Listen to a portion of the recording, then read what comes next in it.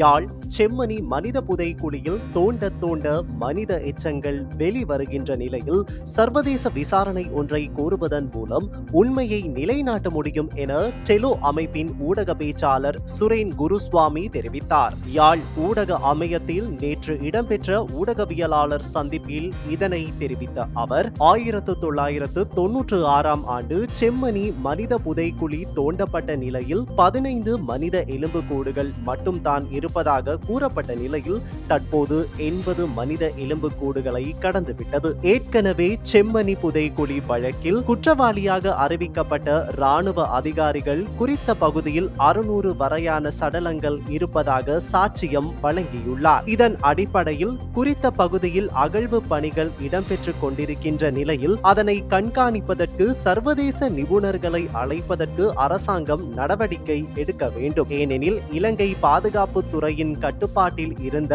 பிரதேசத்தில் பாரிய மனித எச்சங்கள் வெளிவருகின்ற நிலையில் அதனை மூடி மறைப்பதற்கு அரசாங்கம் முயலக்கூடும். இந்நிலையில் தற்போது அகழ்வு பணிகள் இடம்பெற்றுக் கொண்டிருக்கின்ற நிலையில் அரசாங்கம் அகழ்வு பணிக்கான நிதிகளை தடையின்றி வழங்க வேண்டும். ஆகவே குறித்த புதைக்குழி தொடர்பில் பாதிக்கப்பட்ட தமிழ் மக்களுக்கு உரிய நீதி கிடைப்பதற்கு சர்வதேச விசாரணையை மேற்கொள்வதே சிறந்த தீர்வுக்கு வழிவகுக்கும் என அவர் மேலும் தெரிவித்தார்.